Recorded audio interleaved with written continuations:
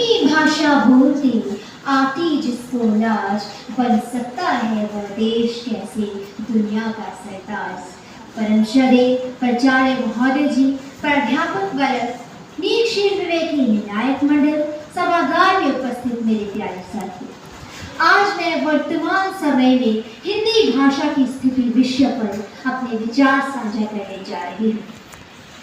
जिस भाषा में प्रेम पिता का, मातृहृदय की ममता है और जो भाषा अखिल विश्व में बोली समझी जाती है, वह भारत की जननी भाषा मां हिंदी कहलाती है। भारत देश कई विधाओं का मिश्रण है, इसमें कई भाषाओं का समावेश है। इन सभी भाषाओं में हिंदी भाषा को मातृभाषा का दर्जा है। आज यह दुनिया में सर्वाधिक बोली जाने वाली भाषाओं में से एक है।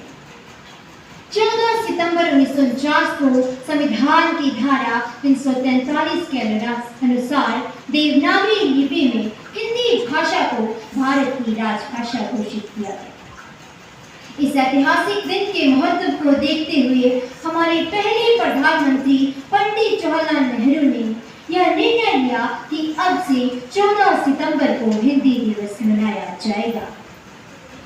किसी भी राष्ट्र की पहचान उसकी भाषा व उसकी संस्कृति से होती है और पूरे विश्व में हर देश की अपनी एक भाषा और अपनी एक संस्कृति है। आपको बता दें कि विश्व में सर्वाधिक बोली जाने वाली भाषाओं में हिंदी भाषा तीसरे स्थान पर है। आइए अब हम बात करते हैं भारत देश की भाषा, राजभाषा के बारे में। हमें भारतीय होने के नाते हिंदी भाषा बोलने में कभी शर्माना नहीं चाहिए, बल्कि इसे बोलने में गर्व महसूस होना चाहिए, क्योंकि हमारी हिंदी भाषा अनपढ़ से शुरू होती है और ज्ञानी बनाकर छोड़ती है, और अंग्रेजी भाषा एफ और एप्पल से शुरू होती है और जेड फॉर जयराम यानी चंद्र बनाकर छोड़ती है। हमें हमारी राष्ट्रीय भाषा का सम्मान करना चाहिए, परंतु ये क्या ऐसा लगता है कि आज आर्थिक व तकनीकी विकास के साथ साथ हिंदी भाषा अपने महत्व को खोती चली जा रही है। मान्यवर, वर्तमान समय में हमारी राष्ट्रीय भाषा हिंदी में बहुत से बदलाव देखने को मिले, जैसे कि संगणक में हिंदी भाषा का प्रयोग कर सकते हैं।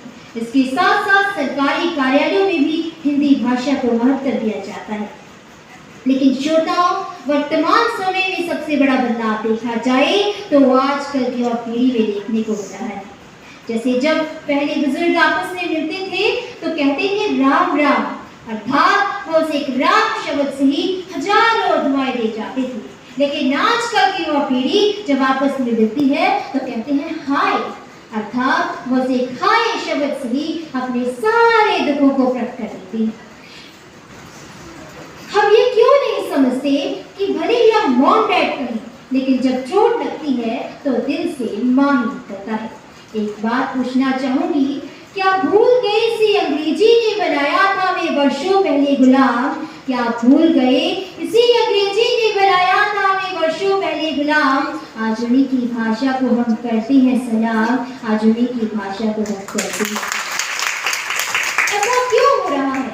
हिंदी भाषा का भारत के विकास में महत्वपूर्ण योगदान है। भारत के पूर्व राष्ट्रपति श्री प्रणब मुखर्जी ने हिंदी विश्वविद्यालय का शिलान्यास करते हुए कहा था, हिंदी भारतीय सामाजिक सांस्कृतिक एकता का प्रतीक है। मान्यवर, आज के समय में हिंदी दिवस मनाना अनिवार्य हो जाता है। आजकल लोग अंग्रेजी भाषा पर ही ध्यान देते हैं।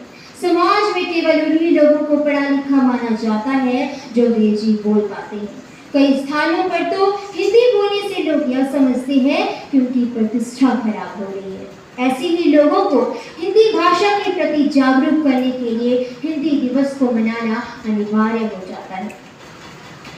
आपको शायद पता होगा कि हमारे प्रधानमंत्री श्री नरेंद्र मोदी जी ने अमेरिका में जाकर भारत देश की मातृभाषा यानी हिंदी में भाषण दिया था, और यह हमारे लिए बड़ी ही गौरव की बात है। श्रोताओं, हिंदी दिवस को महज एक दिन के लिए ही न समझे, अपितु हिंदी भाषा को प्रतिदिन अपने व्यवहार में लाए। इसी प्रकार हिंदी भाषा एकता और भाईचारे का संदेश भी देती है। राष्ट्रीय एकता और देश का विकास भारत के सभी नागरिकों की जरूरत है, जिसके लिए सभी को एक साथ आगे बढ़ना होगा। मेरा मानना है कि देश के प्रत्येक नागरिक को अपनी मातृभाषा का अनुसरण करते हुए उसे उच्च कोटि का सम्मान देना चाहिए, ताकि भारत देश एकता के सूत्र में बंधा रहे।